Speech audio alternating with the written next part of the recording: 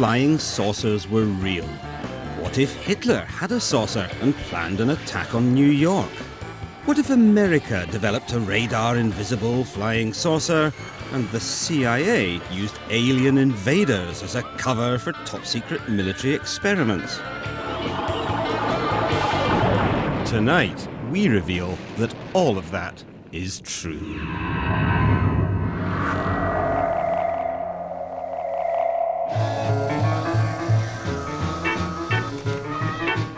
For 50 years, the world has been flying saucer crazy. We've seen so many that more British people now believe in aliens than in God. There were flying saucers everywhere.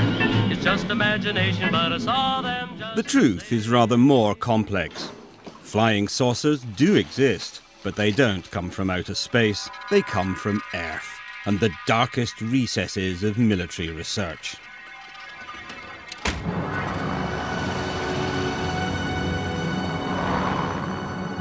It all began in 1932 in Bucharest, when this man, a flight engineer called Henry Coanda, made an extraordinary discovery using a disc-shaped flying object. One of the first people to see Coanda's experiments was then a 20-year-old aeronautical student called Radu Manikatide. The saucer rose to the ceiling and remained there. I thought it was something extraordinary. It would never have crossed my mind. You know, I was only used to the idea of normal flying. Young Radu had just witnessed the world's first flying saucer. And this is how it worked. If you draw air down onto a curved shape like a saucer, it follows the surface of that shape. By literally sucking the air from above his saucer so it flowed round and underneath, Coanda found he could both lower the air pressure above and raise it below, causing the craft to levitate. This became known as the Coanda effect. It's the principle at the heart of saucer flight. It was a very simple idea, but of course you had to have thought of it in the first place. Then something happened that was to change the entire course of saucer development. In 1939, war broke out, and the world rushed headlong into a search for new weapons and new ways of deploying them. Coanda's simple idea was about to have its day. Nazi technology chief Werner von Braun led the development of new weapons from his top-secret headquarters in Peenemünde in Germany.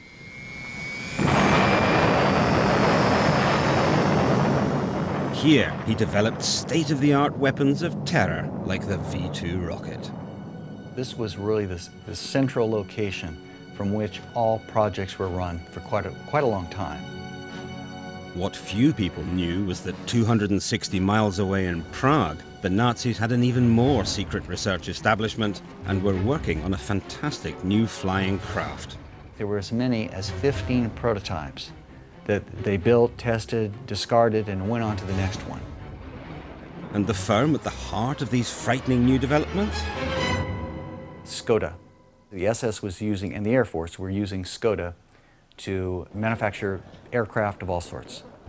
But by 1944, things were going badly wrong for Hitler. He needed to reassure his allies, chief amongst them Italian dictator Benito Mussolini. Hitler told Mussolini he had spectacular new aircraft that could change the course of the war. He called them his Wunderweapons. In July 1944, Hitler invited Mussolini to Germany with his chief advisor on weapons technology, Luigi Remersa. Later, Remersa was taken to the top-secret Skoda base where the new aircraft was being developed. Today, Luigi Remersa is 84 and living in Italy. He has agreed to describe what he saw that day. Yes, I saw it. For me, it was something exceptional. Round with the central cockpit made in plexiglass, and with jets all around it that made up the means of propulsion. Luigi Remersa had seen the world's first production flying saucer, and it was a Skoda. Well, you see the pilot drawn in the cockpit. The pilot would drive the disc standing up. This is one of the men who actually helped create that flying saucer. His name, Andreas Epp. Epp had invented a disc-shaped flying gunnery target and sent the prototype to the Luftwaffe High Command, suggesting it could be adapted for manned flight. In an interview recorded before his death in 1997 and never broadcast until now, Epp described how he began to suspect his designs had been stolen. I kept hearing reports that people in Prague were working on the construction of flying discs and that progress was being made. Furious over being sidelined, Epp drove to the Prague test ground to find out what was going on. I had my Leica A camera with me. Then suddenly I saw a flying saucer. It had no wings, absolutely none. I took a photo and wound on the film, but it was already directly over me. Then I took a second photo, and I could see it was a flying saucer. Epp was devastated by what he felt was the theft of his saucer. Epp would get his own back later, but in the meantime, the Germans had a flying saucer. It actually flew and flew pretty well. This is what the German saucer looked like. It was based on the flying saucer principle, the effect discovered by Henry Coanda, whereby the ship created an area of low pressure above it and literally sucked itself into the air. But it combined this with other new technologies, such as the helicopter and the jet engine. It was fast, versatile, and could potentially carry a heavy payload of bombs underneath. But perhaps most important in a country which had lost so many runways to Allied bombing, it could take off vertically. These saucers worked in one sense almost like a helicopter in that they had rotating vanes. The vanes would rotate underneath the saucer and were powered by a jet, the same jet that moved the saucer forward, would be directed up to spinning these vanes to give it lift. They were to be used as a bomber. Every machine built in those years was a war weapon. They were to be used as a response to the Allies in what was to be the final battle of the Third Reich. According to Remercer, an increasingly desperate and deluded Hitler plotted to use his secret new weapons in a devastating attack on New York.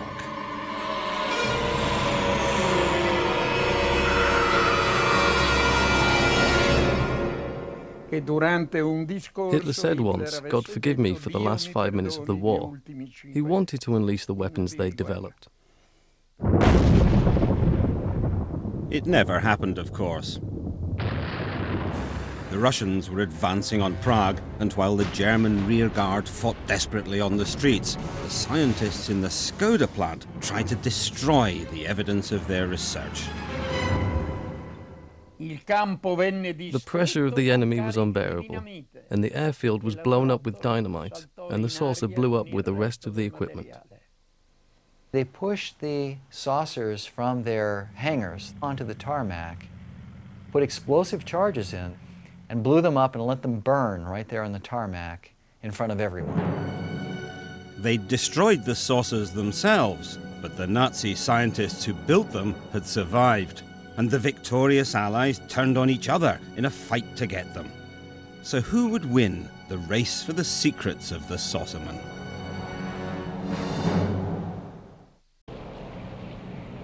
In 1947, pilot Kenneth Arnold was flying over mountains in Washington state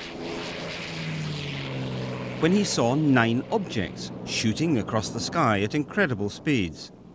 He thought that they traveled in a motion that he compared to saucers being skipped on water, which is kind of an unusual analogy, but that name stuck, and that's why they became flying saucers. The sighting has become celebrated as the moment the flying saucer age was born. It sparked a frenzy of public excitement, but it was a frenzy fueled by paranoia. Air Force intelligence began to be concerned that these things were Soviet reconnaissance vehicles. because this was the start of the Cold War. In public, West and East mounted huge displays of their biggest and best military hardware. But there was a secret war too, a ruthless competition to acquire Nazi science and Nazi scientists. Whoever controlled this technology after World War II would really be ahead militarily. So there was a scramble between the Allied powers, the Russians, the French, the British, even though they had been allies, to obtain as much of this technology as possible for their own side. And that's why the US government was so alarmed by the saucers seen by pilot Kenneth Arnold. As this secret document shows, it meant Russia had acquired German flying saucer technology and was building them. The Germans had been so far in advance of the United States, they thought that if the Russians had captured scientists or installations responsible for these secret weapons, that maybe the Soviets were now ahead too. The Americans were right. The Russians were building saucers, and to help them, they'd spirited someone very useful from Germany, Andreas Epp, the German saucer engineer. Immediately after the war, Andreas Epp decided that he wanted to work in the Soviet Union. So he moved to Rostock and was contacted there by Soviet agents. And the Soviet agents seemed to know who he was. And of course, Epp liked this a lot because somebody was acknowledging that he actually was of some value, and whereas before he had been minimized. Epp worked primarily on the steering mechanism of the Soviet saucer. His specialty was the guidance part of this type of saucer. In other words, making it respond to controls, linking the controls to the saucer movements itself. According to Epp, the Russian saucer was extraordinarily maneuverable, but it was also versatile, and it had to be. It was a jet, and they wanted something that they could use, interestingly enough, in polar regions. The reason for that was obvious. The quickest way to North America was over the pole. That was a fact not lost on an increasingly paranoid America. Even Hollywood suspected the Russians were up to something sorcerous. Now, the first country that learns the secret of the flying saucer will control the skies of the world. And I don't want that country to be Russia. A lot of the sightings were in the northwest part of the United States. It was near the Boeing plant in Seattle, where all of the U.S. bombers were built. And it was also near the Hanford nuclear reservation in Washington State, where the plutonium for the nuclear bombs was produced. They were very strategically sensitive parts of the United States, and it was the closest part of the United States to the Soviet Union. So it's where they would have expected Soviet planes to come. By now, saucers were appearing everywhere. Hardly a city centre or movie set was safe. The government needed to put a lid on the speculation. And to do that, their psychological warfare experts came up with an elegant two-part plan. First, a senior military figure would firmly deny that anything was happening at all, but as a backup, they'd set rumours flying that the saucers came from outer space. I delivered the message. Now what? The plan was launched at a press conference in the Pentagon. It was July 1952, and a definitive moment in the history of spin. This is Major General John A. Samford, Director of Intelligence, United States Air Force, who conducted the conference. Samford's job was to deny there was anything significant about the reported sightings. It does not contain any pattern of purpose or of consistency that we can relate to any conceivable threat to the United States. To argue the alien invader theory, they put a pulp magazine writer, retired Major Donald Keyhoe, on the same platform as the Major. Major Keyhoe, as author of the book Flying Saucers Are Real, what is your opinion of these new sightings of unidentified objects? With all due respect to the Air Force, I believe that some of them will prove to be of interplanetary origin. It was very clever and very simple. Now, anyone who saw a military saucer would be encouraged to believe they'd seen an alien. It was was about 40 feet long, and I said... And the rest of us would laugh at them. I saw it for so many minutes that I can't deny what I saw. The press loved the alien story and ran it with enthusiasm. The very edition of Life magazine, which launched Marilyn Monroe as a star, also launched the career of many a monster from Mars. Never before has the screen reached such heights of excitement, breathtaking spectacle. Donald Keyhoe's writings directly inspired the most classic saucer movie, Earth vs. the Flying Saucers, made by legendary Hollywood animator Ray Harryhausen. The basic concept was taken from one of his books about flying saucers. I understand that the government has made a lot of experiments with round flying objects, and which they kept quiet, and so they probably encouraged the idea that they were aliens from outer space. Indeed, it appears the government was so interested that the film's producer, Charles Schneer, was reporting directly to them.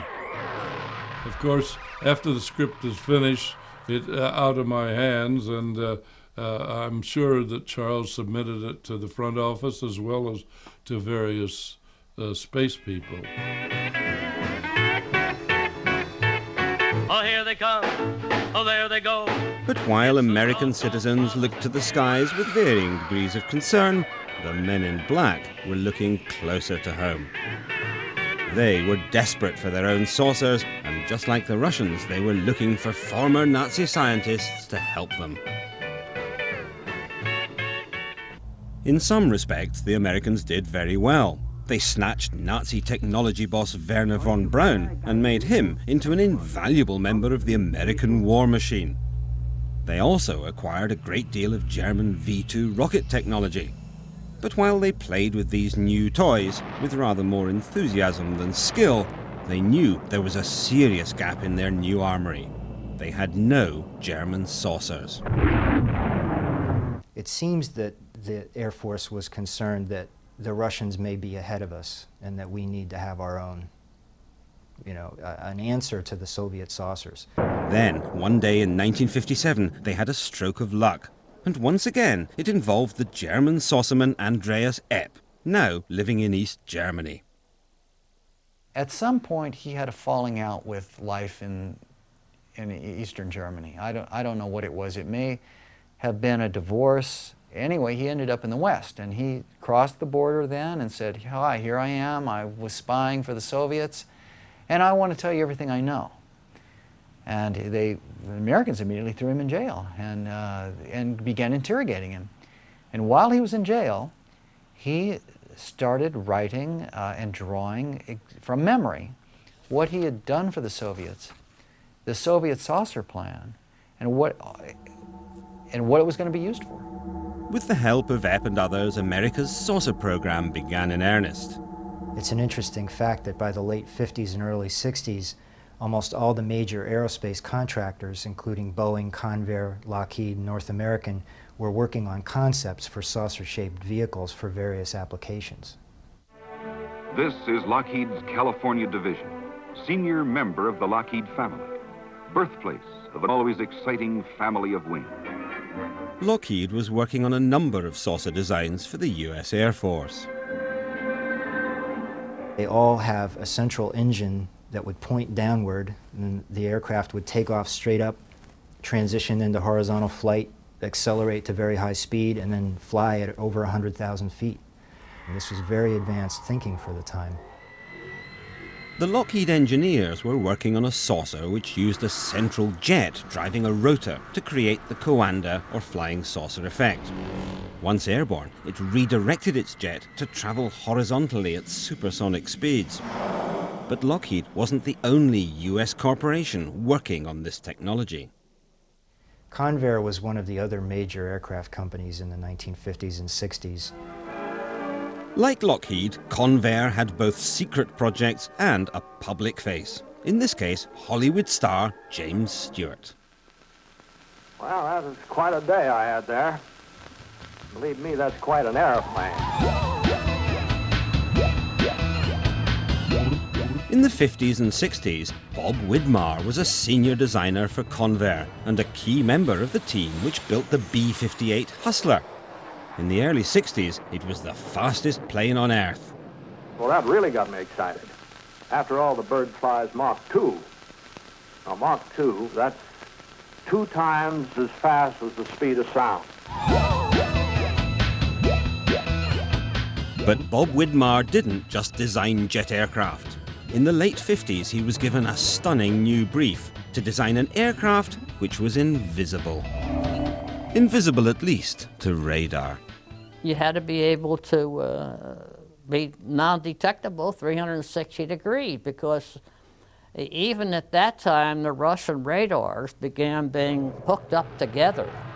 The only way that could really be solved is by coming up with a thing that was shaped like a disc or a discus.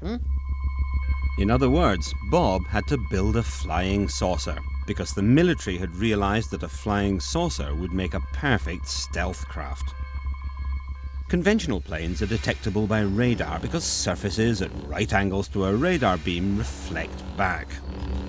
A disc or flying saucer, on the other hand, sends back diffuse and confusing signals. The prospect of a radar-invisible aircraft had caused great excitement in military circles, and one day some shadowy figures called on Bob. When they first came out, I didn't know who they were. They didn't tell me, hey, I'm coming in here from the CIA, hey, look at my badge. Oh, they made me a member of the club. I didn't know that was the CIA that came. That shows you how goddamn secret that they were. In fact, the CIA was being even more mysterious than usual, because they weren't just fighting America's enemies, they'd been fighting each other. A secret turf war with the US Air Force over who should run spy planes. Bob reluctantly agreed to work on the project, the design of a radar-invisible, saucer-shaped object. I never would want to do it again, to have to live under that kind of a climate. You couldn't talk to anybody except at certain places that they selected. The project was so highly classified it was not supposed to exist, a condition of absolute deniability known as a black project. There's all kinds of black. I'm talking about the extreme black. I have lived through the extreme black. Bob's project has never been declassified, and the CIA removed all his records and designs. Well, I guess that just about sums up the story. Or does it? Because while the CIA was keeping Bob in the dark, another craft was being brought into the light.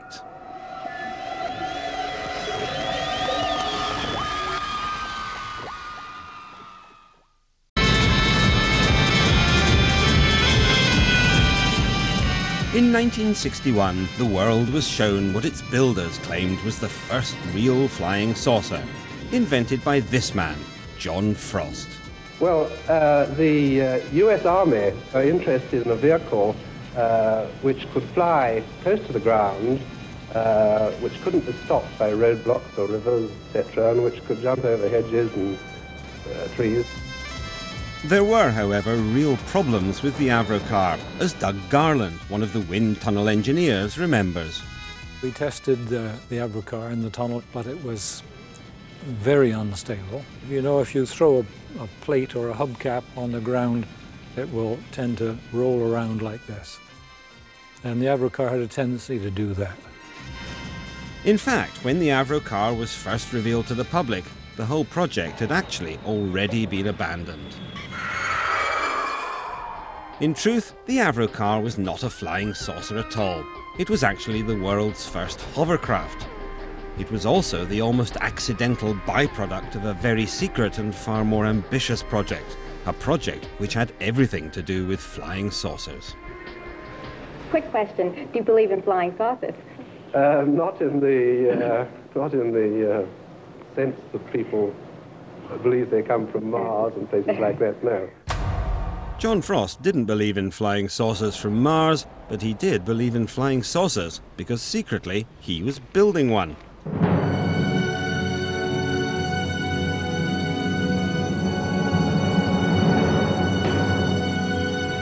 This film has never been seen by the public before. Made strictly for the eyes of security-cleared military personnel, it records the work of Avro's top-secret Special Projects team, led by John Frost.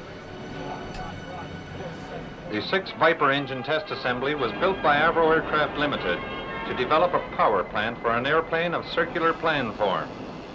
It consists of a basic airframe of 6 sections, excluding the outer wing, operator's cab, air intake roofs, and the flying controls. Frost was building a huge jet-powered supersonic flying saucer, codenamed Project Y2 or Weapons System 606A. On completion, it is anticipated that a considerable advancement will have been made toward the advent of disk flight. And it too utilized German saucer technology. John Frost was aware of wartime research that the Germans had carried out in flying saucer developments that were possibly the basis of what he saw all across the world as the real flying saucers in the sky. And that almost came at a time when the CIA was funding some research into a design concept much like the flying saucer he had in mind. The US military was excited by the vision that Frost presented. These original secret project specs for the saucer showed it could fly higher and faster than any craft or weapon system then available. Air Force documents are ambiguous about what the purpose of the saucer was. They mention it being possibly used as a special reconnaissance weapon system. Given the performance that Avro thought they could get from this vehicle, it would be able to evade any defenses and, attack any other plane with impunity. The military enthusiastically pumped huge quantities of money into his project. The Special Projects Group then became an entity unto itself. It was given a place in the flight test area and now began to work on what in fact Frost had started to look at as the ideal shape, a completely flying circular disc. I had no idea that there was such a thing as the Special Projects Group, because it was very classified, top secret and all that.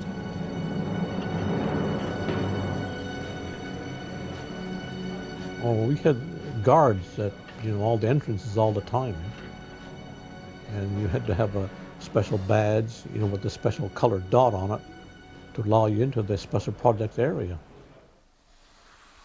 I was a senior designer on the special projects. I started working on the 606A as a supersonic design for the United States Air Force.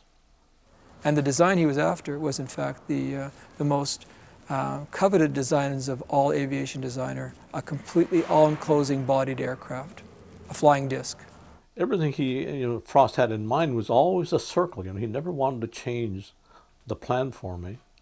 I think it was ideal because it was a vertical takeoff. But in truth, the fantastic supersonic flying saucer of Frost's imagination was a long way from becoming reality. His design was one of the purest uses of the Coanda or flying saucer effect yet, and had 6 powerful jets which sucked the air over the saucer shape. These provided the saucer with its lift and its maneuverability. But testing this craft and its 6 powerful jets was not going to be easy or safe. Ray Takuchi was put in charge of building a full-scale test rig. And it was just a 6-sided shape, and then we put we built the rig on top of it. I mean the inner portion of the 606A on there with the Viper engines, and also the fan. Each rotating assembly is comprised of an upper and lower ring of compressor blades and a central ring of turbine blades. The turbine blades are aligned with an exhaust duct, which is incorporated in the stationary structure. Each section houses an Armstrong-Siddeley Viper engine, which serves as a gas generator to drive a centrally located turbine compressor combination. It is in fact a full-size, full-scale aircraft built into a concrete building to be testing the engines and systems of what will in fact be Weapons Systems 606A. The saucers were supposed to have tremendous performance because the engine was huge. It was almost 30 feet in diameter, and it would have produced so much thrust that the aircraft could have taken off straight up and flown at 2,000 to 3,000 miles an hour, according to their estimates. Air enters the compressor, and after passing through the inner wing is discharged through a series of metered apertures. Then came the testing period. What they were trying to do was tie down one of the most powerful supersonic aircraft ever built. It was a daunting task. As a safety precaution during the operation of the brig, the rotor section is enclosed within a steel guard. When John Frost, in fact, has one run away with in fact, full power, the building is cleared in the imminent threat of, in fact, an explosion. Once the fuel cells in the aircraft would blow up, the entire building would, in fact, be destroyed. It was a terrifying moment.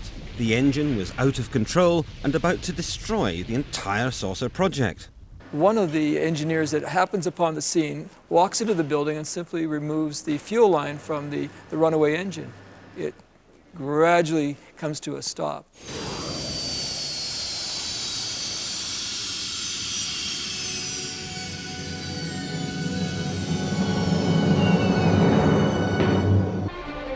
But things were also beginning to go badly wrong for the Avro Corporation itself. In 1959, its main conventional contract, a massive project to build a supersonic jet, the Arrow, was suddenly cancelled and the company went into financial meltdown. John Frost was removed from his own project. The maverick genius behind the Avro flying saucer left the company forever and moved with his family to New Zealand. But the American Air Force were far from happy. They still wanted a saucer, and if Avro wouldn't build it for them, they'd have it built themselves.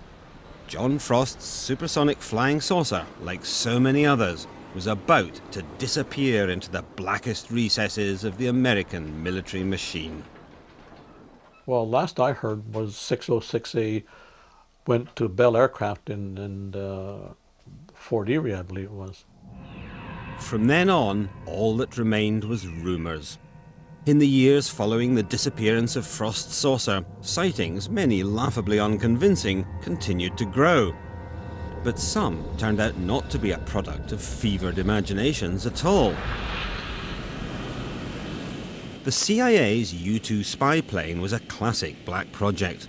It operated in absolute secrecy for over 8 years and would have remained secret to this day had it not been for the dramatic events of 1960, when U-2 pilot Gary Powers was shot down over Russia and then held for 2 years before being traded for a Russian spy. And the CIA's own history of the U-2 program makes the statement that, quote, 50% of the UFO sightings were caused by the U-2. The U-2 flew on the edge of space, higher than anyone believed a plane could fly. Hardly surprising then that any glimpse, particularly from another plane, would provoke wonder and fear. But if the U-2 debacle proved one thing, it was that unless your secret craft actually crashes, alien flying saucers make a fantastic cover story. And if your secret craft actually is a flying saucer, you can keep the pretense up for years. You frighten me when you talk like that. Frost's saucer disappeared into the intense blackness of official secrecy. And America's amateur UFO spotters moved up a gear. In Washington, a private unofficial group known as NICAP, National Investigations Committee on Aerial Phenomena, called a news conference and reopened an old argument with the Air Force. NICAP was the main voice of the alien flying saucer theory. It was led by the pulp fiction writer who had first launched the idea at that extraordinary press conference back in 1952. 14 years later, he was still hunting aliens. NICAP's director, Major Donald E. Kehoe, a retired Marine Corps officer, insisted that the Air Force knew more than it was telling. We are being observed by some type of device which is ahead of us, far ahead of us, and is probably controlled by a highly advanced superior civilization. And for the umpteenth time in as many years, the Air Force, called before a congressional committee, said it was hiding nothing. Air Force Secretary Harold Brown. We have not been hiding anything. It all seemed so straightforward. The amateurs accused the military of covering up an imminent alien invasion, and the military deny it. So no one looks at the third possibility, that the UFOs are military craft. How lucky for the government that these enthusiastic amateurs were so well organized. We believe that UFOs are real, that they are from outer space, and that they are intelligently controlled. Except their organization wasn't a product of luck at all. NICAP was led by men from the shadows. Board members included Roscoe Hillenkoetter, the CIA's first director, and a CIA operative, Bernard J.O. Carvello. NICAP's first manager was Nicholas de Rochefort of the CIA's Psychological Warfare Division, and when Kehoe resigned as chairman of NICAP, he was replaced by Joseph Bryan, also of the CIA's Psychological Warfare staff. But what of Kehoe himself? These things were interplanetary spaceships. Was he a genuine believer in alien flying saucers? Or did he have any connection with America's military research into German flying saucer technology? One man who might know was the German saucer engineer Andreas Epp, who'd gone over to the Americans. In an interview recorded in 1997, he came up with a remarkable answer to this question. Do you think the Americans wanted to keep your flying disc secret? From the beginning, from the very beginning. Major Kehoe was at the Pentagon, in the UFO department, and they found out that Germany was building flying discs. But whoever was behind the campaign to propagate the alien myth, it was spectacularly successful. Nowhere more so than in the land of dreams, Hollywood.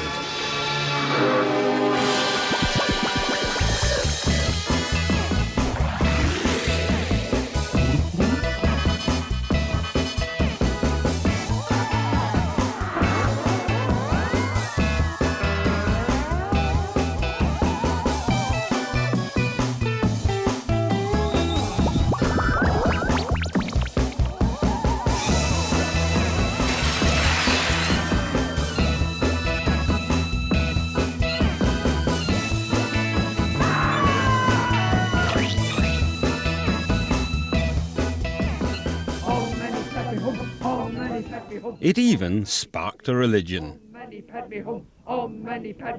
All our information comes through our leader, who is a yogi, who is in direct contact with space intelligences.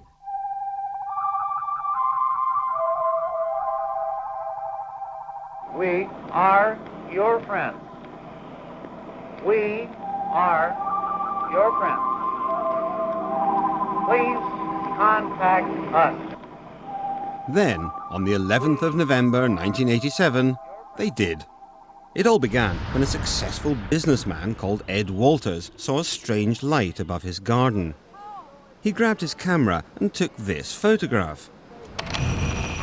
It was the first of dozens of sightings over the next few years.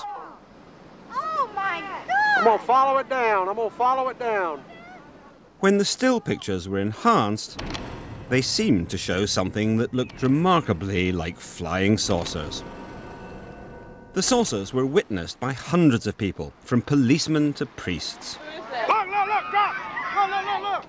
Some more excitable witnesses even suggested they'd met the aliens. But then one man saw the photographs and reached a rather different conclusion. And he knew exactly what he was talking about.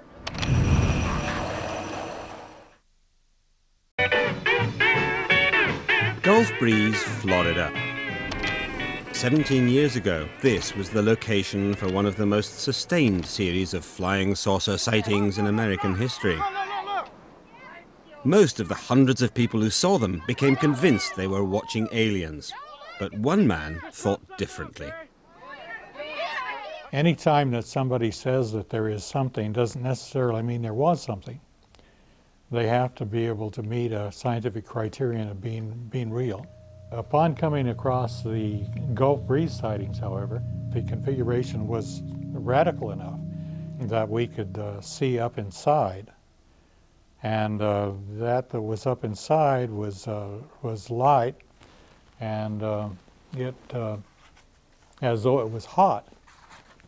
And not only that, but it was circular in configuration. Boyd Bushman thought he recognized what was powering these saucers, and he recognized it because he himself had worked on the technology. Bushman had spent 35 years in the forefront of weapons design, inventing the prototype of the Stinger missile before moving to Lockheed, at the heart of the American military saucer industry. While he was there, he and his team began experimenting with a radical new source of energy. This is nothing more than 250 turns of number 30 wire, and we took the leads and plugged it into standard house current. What happened next astonished everyone. And there it is. Even now, Bushman doesn't fully understand how this works. But when he saw the photographs of the Gulf Breeze saucers, he began to wonder if they were using the same technology. See, it starts smoking. This experimental coil is extremely dangerous and becomes very hot within seconds. But Boyd believes that explains the white glow inside the Gulf Breeze saucers, which he thinks are unmanned drones. If you modify the voltages and the frequencies, this configuration may well fly. In fact, should fly perfectly well. And we believe that that's what the people in the Gulf Breeze experiment did. So who were those people? He believes the saucers are another top-secret project developed by the U.S. military. It was probably nothing more than another branch of us. We have many, many little caveats of top-secret areas. I've been in many of them. I did indeed stumble across this and probably did develop it. And they did indeed have it, choose that area to demonstrate this technology. They are devious and capable of doing this and worse. They've certainly been devious before. In the 1970s, there were a series of dramatic sightings of UFOs, but these were different. Many seemed to be triangular rather than circular. Speculation among the UFO spotters became frenzied. But then, this man came on the scene. His name is Jim Goodall, and he is, by day, a curator at the Museum of Flight in Seattle. But in his spare time, he does something else.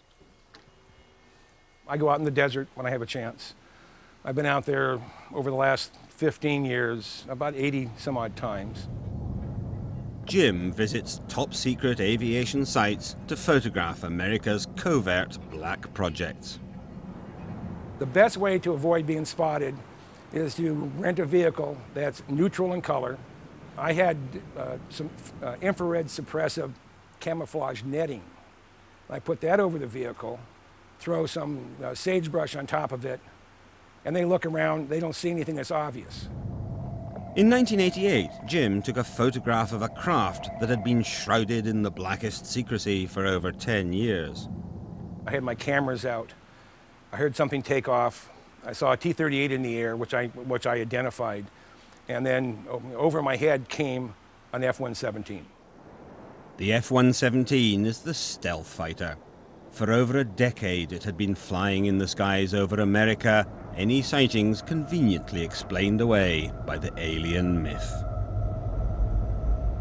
I went through a 36 exposure roll of Kodachrome, and I had, I think, 2 frames that weren't fuzzy. or blurred. I was shaking so much. It was one of the more exciting times of my life. What I shot was this, this image right here.